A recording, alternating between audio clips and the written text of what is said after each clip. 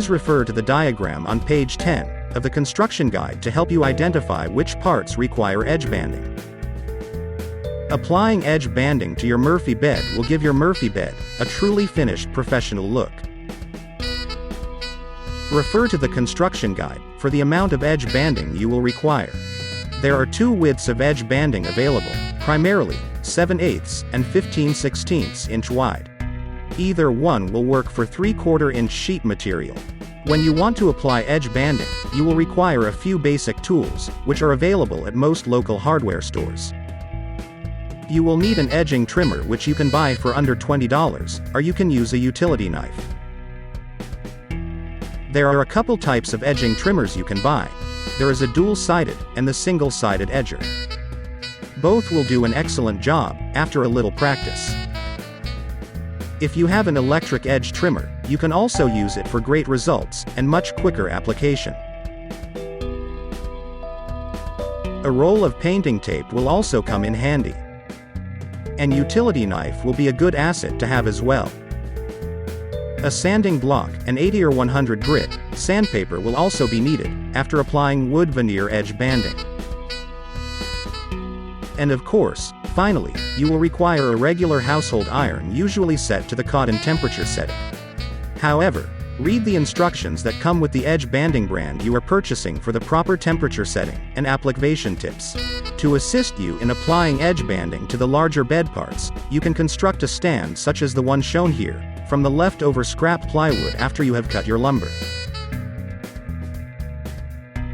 To apply edge banding, start with a strip that is a couple of inches longer than the part you are going to edge. You can use a piece of painting tape to hold down one end of the edge banding to make it easier to apply. While applying firm pressure, run your iron along the edge banding slowly, but don't stop, as this might burn and discolor your edge banding.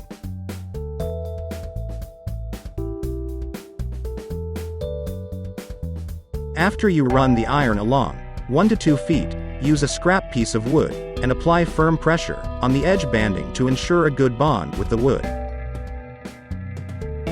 Check to make sure the edge banding glue is completely melted and has bonded properly to the edges of the plywood. Repeat the process, alternating between the iron and the wood block until you have applied the whole strip of edge banding to your wooden part. You may again use the utility knife to trim both ends of your edge banding, flush with the lumber. Now take your edge trimmer and slowly run it along the top of the edge banding to remove the excess.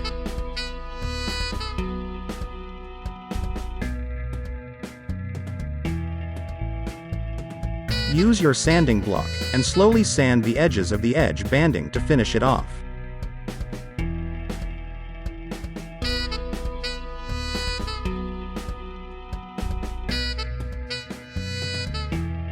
If you have not applied edge banding before, we recommend you practice on a scrap piece of wood before working on your actual bed parts.